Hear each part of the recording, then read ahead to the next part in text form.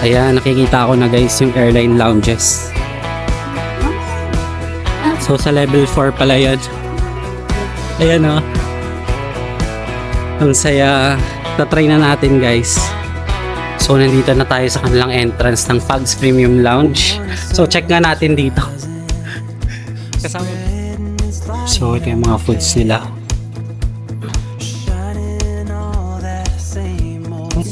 Like you are important in the culture of the body.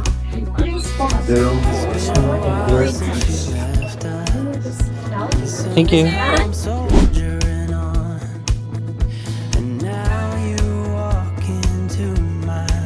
Wow. Welcome to Indonesia.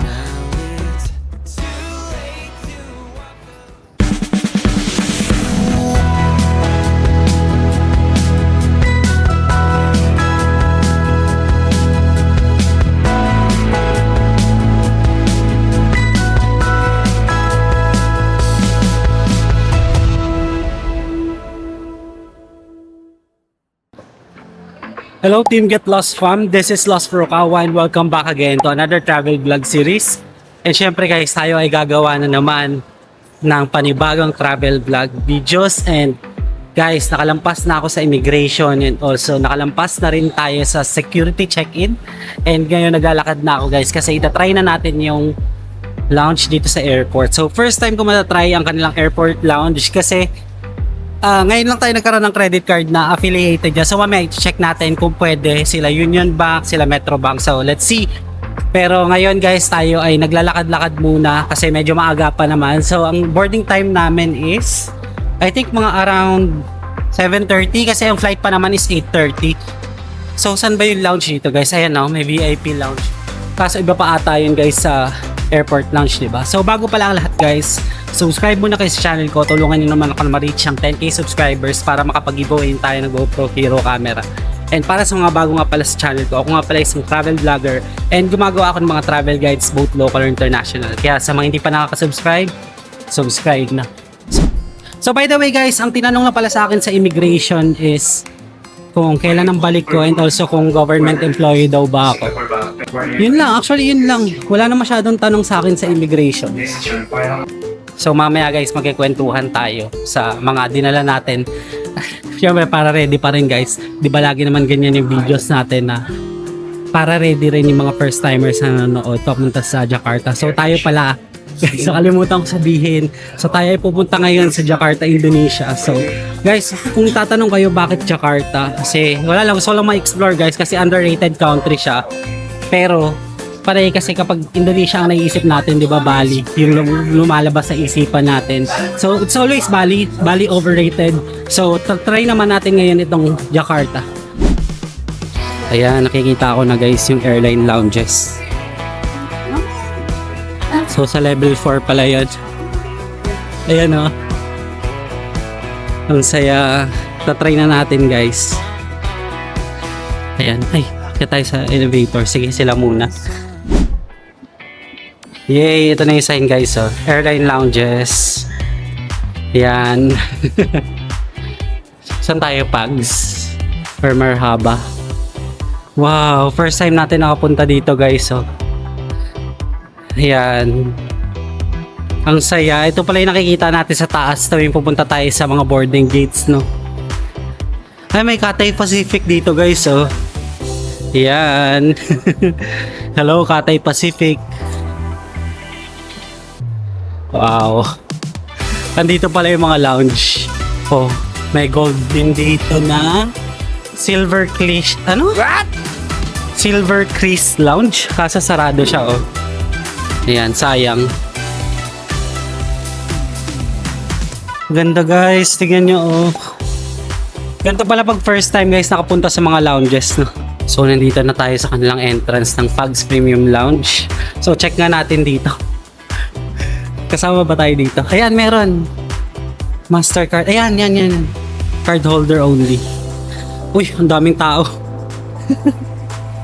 Ayan, ang daming tao. So pang ilan kaya tayo guys kasi may pila daw ito.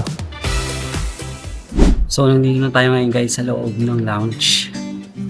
And this is my first time. So later, i-check natin yung mga foods. So, akala ko guys, hindi tanggap yung credit card natin. So, buti na lang guys, thanks kay Union Bank. Tinanggap siya. So, buti matagal-tagal pa yung ating flight. So, 8:30 pa siya. So, yun nga, nasabi ko kanina, ang boarding time is 7:30 pa lang. And, hindi ko nasabi yung destination kanina. So, pumunta tayo ngayon sa Jakarta. Yan. So, tas makikita nyo yung napakagandang medyo maraming tao ngayon dito. And ganda guys. Kitang-kita yung runway. So, di ba dati tayo ay sa boarding gate lang nag-aantay ngayon. Pwede na to sa lounge. Dito kita na rin guys yung mga flights. And also, may nag-a-announce din guys dito ng mga flights. Kaya hindi kayo ma-hassle. And sakaling nakaidlip kayo, syempre magiging aware kayo sa mga flights. So, ito yung mga foods nila.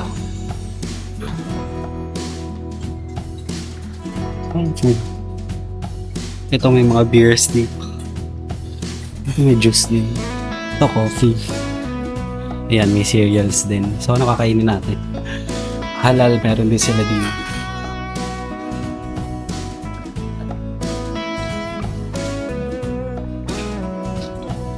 Ito guys, natatakam ako ice cream. Ayan mo. My QR important to So nga pala guys, tayo ay nangangapa pala sa ating bagong device which is ang Pocket 3. Actually, kanina pa ako nahihirapan gamitin siya kasi first time pa lang. So dito natin gagamitin sa Indonesia. And at least di ba guys, na-film niya yung lounge. Yan, first time sa lounge. And I'm very happy guys. Thank you kay Union Bank. Kasi binigyan na tayo ng credit card para makapasok dito sa lounge. So hindi na tayo mahirapan guys magantay sa boarding gates. Talagang less hassle na. Didiretso na ako sa lounge kada travel para meron tayong buffet, coffee. Hindi na ako bibili. Thank you Lord guys for this blessing. Grabe. Sobrang saya ko. So matagal pa yung time natin, parang 45 minutes pa before the boarding time which is 7:30 PM. So it's currently I think mga 6:45 pa lang. So maaga-aga pa and makakapag-chill pa tayo dito. So napakainit kasi guys dito sa airport, dito sa NAIA. Diyos ko, dumidiretso na talaga ako kanina from check-in to immigration to security check-in. Hindi na ako nakapag-vlog kasi napaka-hassle guys. Ang haba ng pila, ang daming tao ngayon dito. So maglo-long weekend na kasi kaya siguro ganun. And buti na lang guys, mabilis ng immigration, marami kasi sila ngayon. So depende rin yan kung ilan yung nasa immigration ngayon. So mamaya guys, pag-usapan natin yung mga pre-prepare ko. Kasi first timer din, sakali magta-travel kayo abroad. So syempre guys, gusto ko rin kayo tulungan kasi marami guys yung nagtatanong paano daw kapag first time sa immigration, first time solo travel. So tayo ay mag-solo travel ngayon going to Indonesia. Yehey! So alam kong kaabang-abang itinerary natin dito sa Indonesia kasi guys, underrated lang si Jakarta. So abangan nyo ang ating itinerary guys na talagang mamangha kayo for sure. Kasi ako guys, excited na ako as in. Wow guys, ang ganda ng view na nakikita ko ngayon dito. And also guys, by the way, naka-prepare na pala halos lahat ng vlog activities din natin. And also, siguro mag-grab tayo since may grab up naman sa Indonesia. So mag-update lang naman yung grab up doon. And saan pa ba? Ano ba yung mga pwede ko ma-share sa inyo guys ngayon dito? Kasi medyo kinakabahan tayo ngayon kasi first time natin dito sa lounge. And masaya lang. Wala lang, masaya lang ako. Na nandito tayo ngayon. Kaso nga lang pawis kasi ayun nga sa hassle sa immigration tsaka sa check-in kasi napakahaba ng pila. So finally guys, tayo ay nakalabas na ng lounge and tayo papunta na sa boarding gate. So ang boarding gate natin ay 101. So ito pala yung Merhaba Lounge guys. So, ayan. So tayo ay magdi-discussion na dun sa boarding gate. So hindi pwedeng mawala yan kaya tayo ay paalis na. Since may 30 minutes pa tayo before the boarding time which is 7:30. So yun yung time na pwede mag-boarding. So hindi ko sure kung delayed yung flight pero sana wag naman. Kasi ang flight natin is 8:30, di ba? So, yan guys, so Wendy's, yung nakikita ko sa tapat, yung kaninang nakita natin. So, nandun yung security check-in sa baba and also immigration. Grabe guys, grabe experience natin. First time yun. And I'm very happy na na-experience na natin ang lounge. Sayang guys, may mga nakasarado dito. Itong Silver Quiz Lounge. So, saan na tayo ngayon? So, tayo maglalakad na naman sa napakalayo. Gate 101, let's go!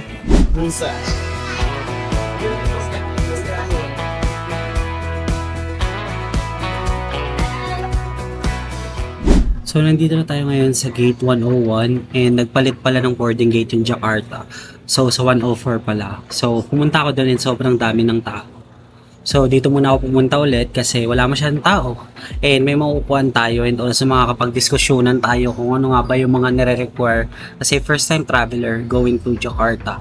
So guys, ito, kung gusto nyo skip, pwede naman. Pero kung sakaling gusto nyo matuto, syempre guys, hindi lang para sa first time to, para rin maging aware. Kahit nga frequent traveler na kayo, at least may matututunan pa rin kayo dito sa channel ko guys. So, ito kasi i-discuss natin, itong mga travel requirements na to, ito yung mga common na dinadala natin once na mag-abroad tayo.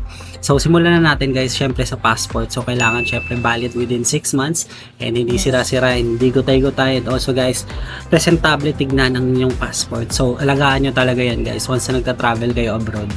So, syempre, annex na natin is yung round trip flight tickets. Hindi naman mawawala yan. Hindi kayo makakalipad abroad if wala yung round trip flight tickets nyo. So, ako kasi guys, nire-ready ko na lang yung flight tickets ko sa digital, which is sa phone na lang. Ayan. So, dito na lang guys, pinapakita ko. So next guys, syempre ang hotel bookings natin. So ang pinili natin dito sa Jakarta is may breakfast na para hindi na tayo ma-hassle maghanap ng breakfast natin and para ready na lang tayo agad. At least diba, kahit pa paano ito mga na-avail natin, for sure magiging comfortable tayo sa trip natin and hindi tayo ma-hassle. And mura lang naman guys yung mga hotel sa Jakarta. And syempre, ang prepare din natin is yung travel insurance. So napaka-importante nitong travel insurance na to. Although hindi na siya mandatory, like nung pandemic guys, diba nire-require talaga to. Pero ngayon, kapag nagka-travel kayo abroad, hindi na siya mandatory guys. Pero syempre, for the sake of protection nyo guys, kung ano man mangyari sa inyo abroad, meron kayong protection. So ako ay paiba-iba ng travel insurance kasi marami tayong na-discover guys kada trip natin. So noong nakaraan, tayo ay nag-G-Insure. So guys, tayo ay nagpalit na naman ngayon sa Klook na. So malaki na talaga ang tiwala ko sa Klook guys kasi tayo ay kumikita na sa Klook guys. Yay! So I'm very thankful guys sa Klook Creator Group kasi guys, meron tayong mga kasamang Klook creators doon and also guys, sana ay gamitin nyo ang ating Klook promo code Lost Furukawa Klook. So ilalagay ko lang dyan sa screen guys para aware kayo sa ating Klook code kasi guys, sayang din yun, 5% discount for the activities and hotel. So bawal na sa flights daw. So trinay ko kasi guys, hindi na pwede sa flight and activities pwede pa naman. So 3% ata kapag existing users, pero kapag new users is 5% pa rin. So goods na rin yun guys kasi kapag magbubook kayo sa Klook, talagang okay na okay yung discount na yun. Kasi syempre saan ba kayo makakita ng mga discount, di ba? So talagang ka-partner na natin si Klook sa ating pagta-travel internationally. So ngayon naman, ang ginamit naman nating travel insurance ay yung Travel Joy Light Plan. So guys, yun ay binili ko for around 400 to 500 pesos lang. Good for 6 days na siya. Protection and also may COVID protection na rin siya. And ano pa ba? Actually, ang dami niyang coverage guys. Nagulat nga ako.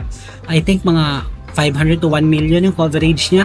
So, i-check nyo na lang guys once na nag-travel kayo international. Try nyo sa Klook. So, Travel Joy Light Plan. So, ilalagay ko na lang din dyan sa screen para alam nyo yung ibobook nyo.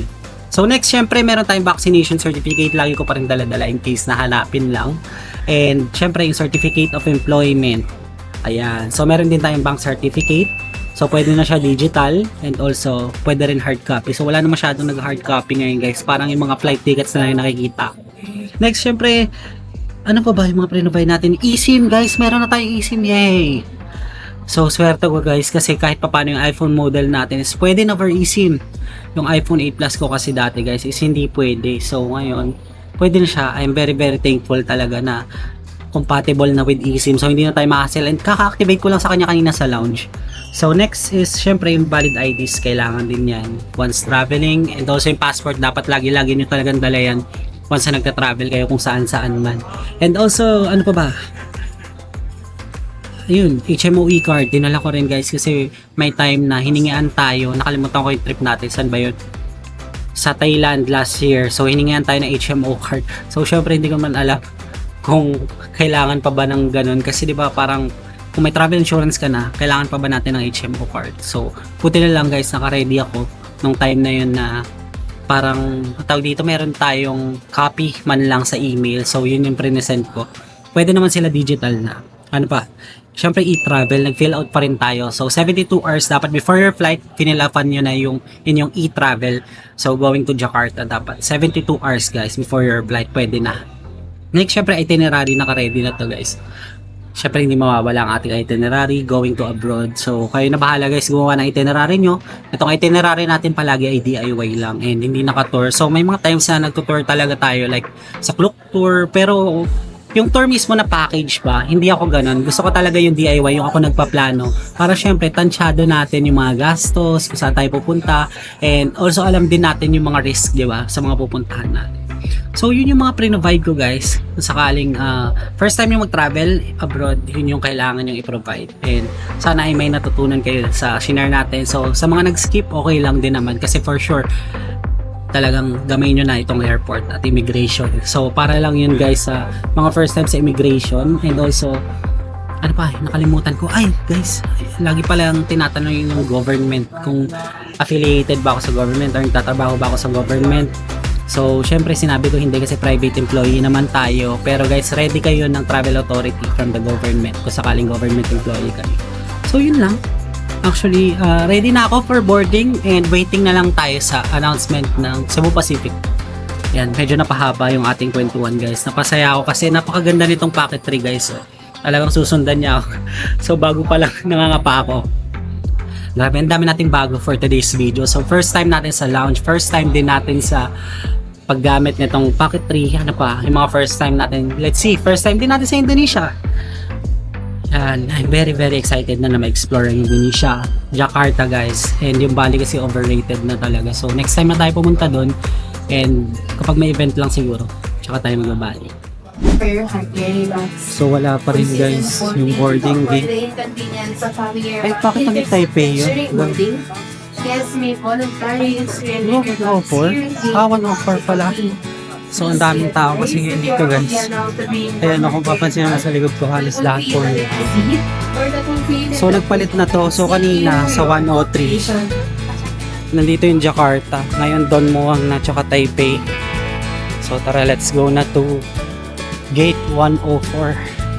Let's go to Jakarta. Baka nagpapapasok na guys, may nakita ko aeroplano na. So baka late na pala tayo, no? So na guys, Gate 104. Diba, daming tao. Palong weekend na kasi guys, kaya ayan. Let's go, nasa dulo pa. Ayan, Jakarta, nakikita ko na. So medyo maraming tao na dito sa boarding gate. Ayan. Marami rin pala pupuntang Jakarta ngayon. Ayan. Dito tayo sa medyo bandang dulo. So finally guys, meron na tayo nahanap na maupuan dito sa boarding gate. Kasi kung mapapansin nyo sa likod ko guys, napakaraming tao going to Jakarta. So malaki ata yung airplane kaya marami yung capacity ng seats. And by the way guys, it's currently 8 PM na and nag-announce sila na nag-announce yung mga flight personnel na madedelay daw yung flight going to Jakarta. So due to aircraft maintenance atan like that, I'm not sure really, pero yun, antayin na lang tayo. At least kahit papano may naupuan na tayo dito. Ayan no, may nagpapaypay sa likod kasi napakainit din sa mga boarding gates nila. Baka siguro dahil sa hina ng aircon at marami yung tao. Ayan, so nakalagay yung departure time namin 8:20 pero delayed, so 8 na. Hindi pa rin nagpapaboarding. So wait na lang natin. Finally guys, boarding na kami. Ayan. So nagpahuli na naman tayo. Siyempre lagi naman ganun yung ginagawa natin para hindi tayo ma-hassle kasi lagi naman yung mga priority. So medyo marami ngayon yung papuntang Jakarta. Parang may lalaban ata ng football guys to Indonesia. Sinapansin ko ang dami naka-football na jersey.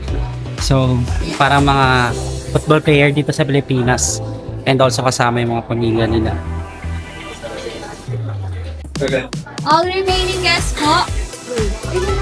Enjoy. Boarding room number 4 and 5 po. Pwede na pumila.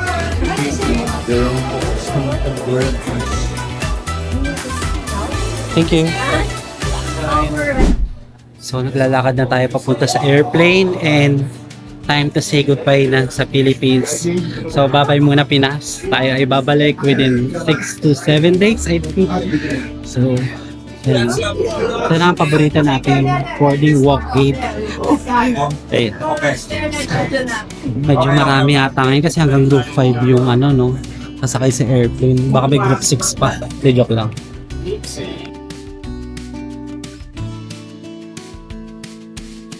So ang gagawin lang siguro natin sa airplane guys is matutulog lang since ang dating pa natin sa Indonesia is 11:30 PM pa, which is 1 hour I think ahead sila or behind pa? I think behind pala. So let's see later. Kaya anong sa airplane kung 1 hour ahead or behind yung Jakarta. So siguro 11:30 pa ka mga 12:30 na dito sa Pilipinas yan. So antok na tayo na din, makataxi pa tayo papunta sa hotel. So buti na lang guys may Grab dun sa Indonesia. Hindi tayo mahirapan sa transportation. And may MRT din sila. So pipili na lang tayo ng transportation card guys. Oops, traffic ulit dito. It's always the traffic here dito sa kanilang runway ata to guys. Laging traffic dito kasi ayun nga naglalagay pa yung mga pasahero ng mga bagahe nila sa overhead bins. So papasok na tayo sa airplane. Yeah. O medyo malaki nga yung kanilang airplane. Room for assistance. May we request everyone to kindly safeguard all loose items, especially hard objects such as flasks, tumblers, and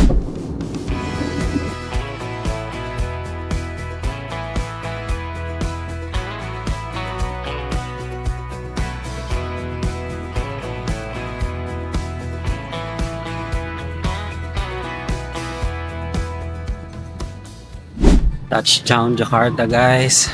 So welcome to Sukarno-Hatta International Airport and papalabas na tayo ng airplane. Hello, bye-bye, thank you. Welcome to Indonesia. Wow.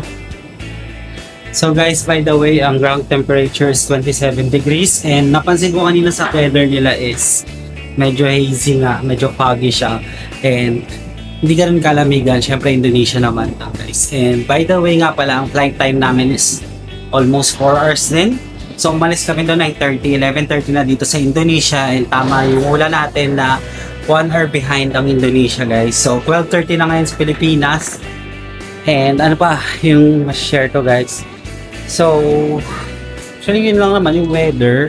And na-activate ko na pala guys yung eSIM ko. So may data na tayo ngayon. So magpo-proceed na tayo sa immigration. Syempre yun naman yung pinakauna. And yung baggage natin is sa carousel number 3. Wow. Welcome to Indonesia. So tayo ay kukuha ng bagahe. Ano ba yung mga gagawin natin dito? Mag-withdraw na rin tayo dito. So mag-withdraw tayo gamit yung GCash. So yun kasi yung gumagana dito and yung ibang card is baka hindi gumana kasi may mga reviews akong nakikita rin sa internet na hindi gumagana yung kanilang debit card or credit card. So let's see kung gagana tong GCash and sasabihin ko na rin sa inyo ang withdrawal fee. So lagi naman may withdrawal fee yan. Although dun sa Taiwan wala tayong withdrawal fee sa GCash. So sana dito ay wala rin. Let's see. So ano pa pwede ko ma-share sa inyo guys? Ayun, excited ako ma-explore. So automatic naman guys nag-update yung Grab and for sure nag-update na tong Grab app natin. And after natin kumuha ng bagahe, mag-exit sa immigration and also mag-withdraw. Ayun, tayo ay magbubook na ng Grab para makapunta na tayo sa ating hotel. So, tomorrow na tayo mag-hotel tour. Pero ngayon, tayo muna ay ang tawag dito, mag-check-in. As syempre guys, mag-freshen up lang din muna sa hotel. And syempre matutulog kasi gabi na guys. Imagine nyo mag-1 na sa Pilipinas. So, antok na rin talaga ako. Simple lang guys yung design ng kanilang airport and Tingnan nyo guys, oh. Ang simple lang.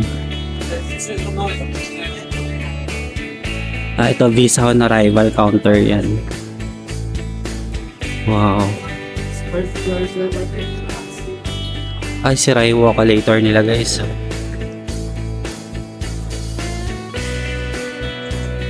So we're finally done na sa kanilang immigration and tumagal ako guys ng mga 30 minutes.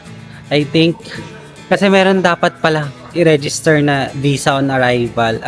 Hindi pala visa on arrival guys. Actually e-visa natin kasi 'di ba exempted tayo sa Indonesia up to 30 days na length of stay dito.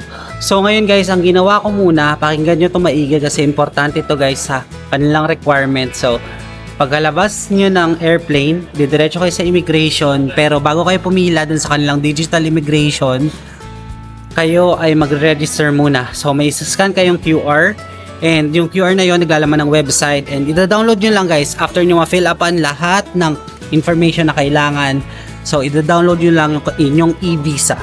So ida-download nyo lang yung inyong e-visa, then after that, tsaka kayo mag-scan ng passport dun sa kanilang digital immigration. So guys, andito na tayo ngayon sa kanilang carousels. Ayan no. So dito tayo sa baggage claim area nila, and kukunin ko na yung bagahe kasi anong petsa na guys. So tumagal tayo doon kasi hindi pala nagana yung aking eSIM. So dapat pala guys, nakakonect kayo sa wifi kung sakaling mag-register kayo doon sa e-visa nila. O dito na ata guys, ayun, Cebu Pacific. So 5J759 Manila. O di ba medyo marami-rami rin kami guys. So while waiting pala sa bagahe ko, ang nakakatawa kanina guys, dahil sa sobrang konti ng mga pasahero, so yung iba as in natutulog na sa mismong mga rows, and yung iba guys is actually kung ano-ano ng position nila kanina sa pagtulog. And nakita ko kasi nagbanyo ako guys, so nakita ko kung paano yung mga position talaga nila sa pagtulog. Kasi guys, as in pinapayagan naman once na naka-take off na yung aeroplano or nakatanggal na guys yung seatbelt sign. So yun lang naman yung kailangan.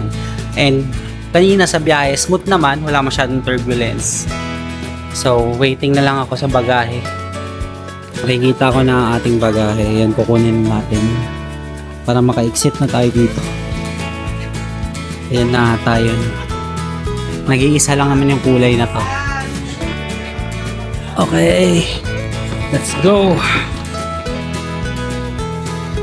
So ayan guys, so nandito sa Jichang Walk din sa Indonesia. Let's go.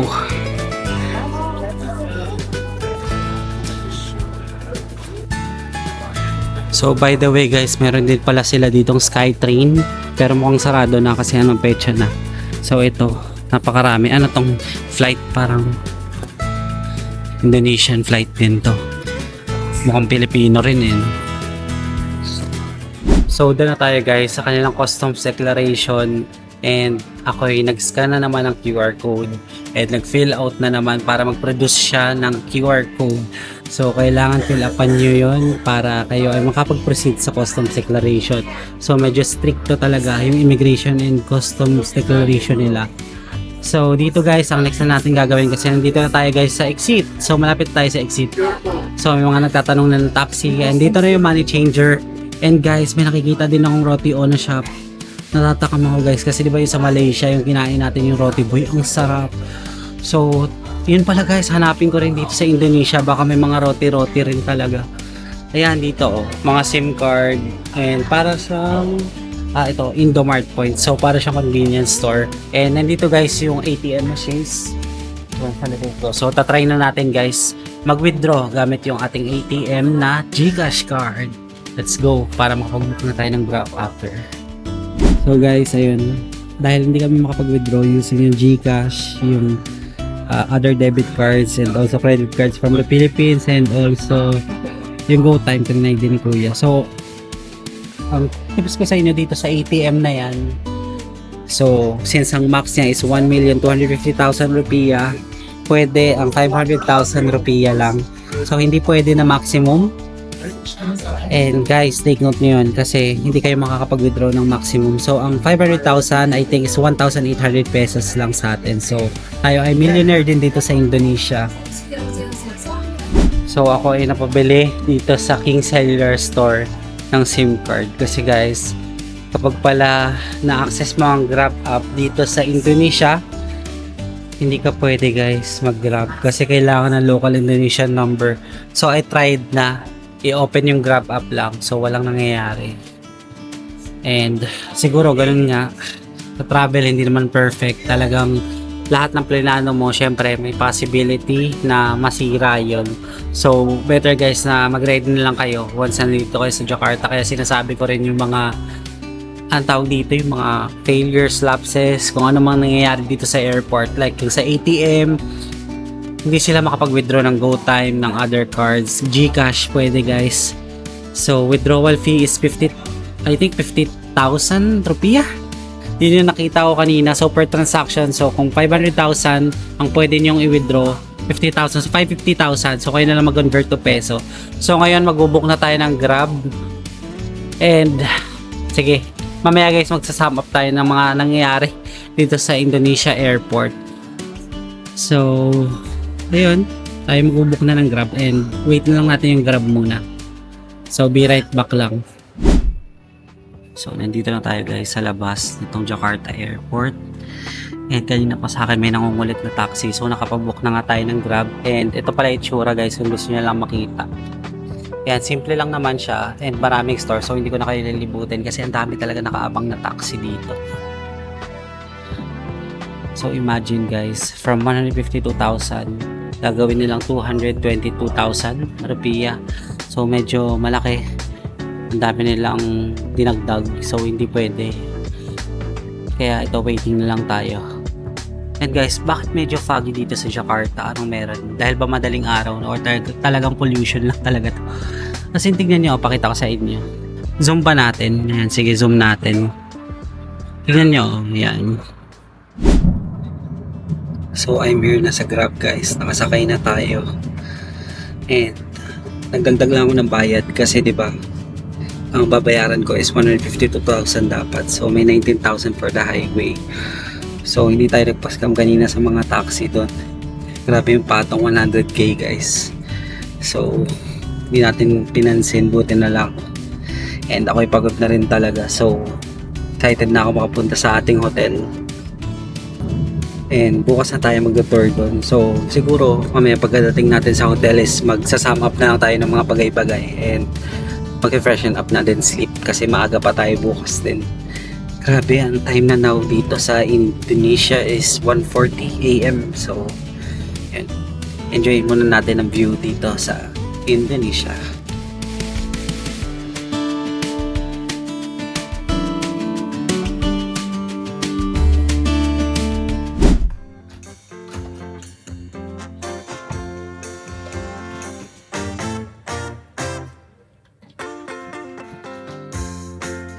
And guys, now we're back and nandito na ako ngayon sa hotel and hindi ko na na-vlog kanina guys yung surroundings kasi napagod na ako guys sa biyahe. So may konting nakuhaan naman tayo which is good na. And also guys, yung Grab is marunong naman mag-English kahit pa paano. Konti lang pero ayun. Gusto ko lang sana sabihin na napakaganda ng hotel natin dito sa Jakarta. Ayan, so meron tayo guys na hotel tour tomorrow. Pero ngayon tayo ay magpapahinga na lang muna. So ako ay magte-take a bath pa. So nag-bis na ako guys. Pansin nyo. Ayan, sobrang nangangati na ako kasi ang tagal natin sa airport kanina. Maraming hassle na nangyari. And ito na, ikakwento ko na yung mga hassles na yun. So from the very beginning guys, syempre kunento natin yung travel requirements for the first timers going to Jakarta. So guys, yung kunento ko kanina na requirements is depende pa rin talaga sa tao yun guys, hindi para sa lahat yun kasi may mga frequent travelers na hindi na nagdadala ng mga documents, may mga travelers din naman talagang prepared kapag pupunta sa immigration, kaya sinabi ko yung mga yun. So ilan nga ba yung flight time going to Jakarta, so which is almost 4 hours din, so 3 hours and 50 minutes natin sinabi ng pilot. And yung weather dito is same ng Pilipinas lang. Grabe.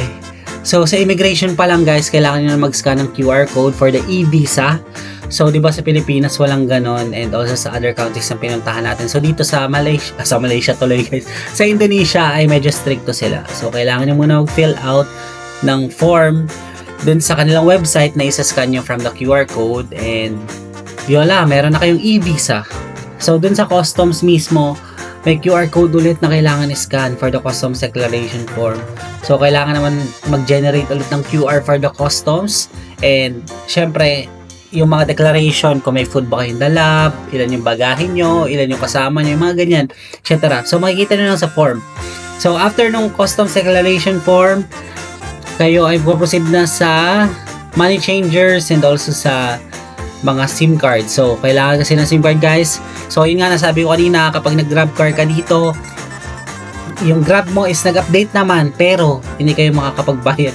Hindi nag-update, guys, yung payment method ko nang hindi ko ina-update yung contact number ko as local Indonesian number. So, I'm not sure, guys.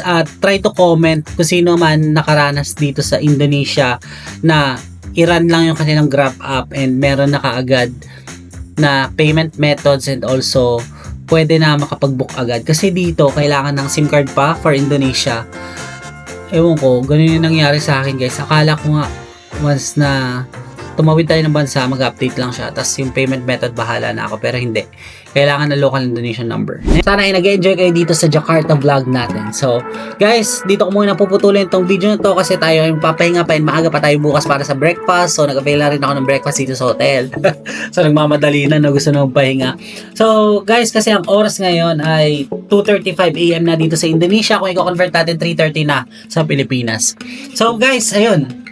Kung nagustuhan niyo itong video na to, don't forget to follow me on Facebook page and Instagram at Lost Furukawa. And if you want to do business or sponsorship with me, you can email me at lostfurukawa19@gmail.com. And guys, don't forget to hit like, subscribe, and notification bell para updated kayo sa mga bagong uploads ko. That's it, guys. I really appreciate you being here. Let's start another Jakarta vlog again tomorrow. Bye-bye!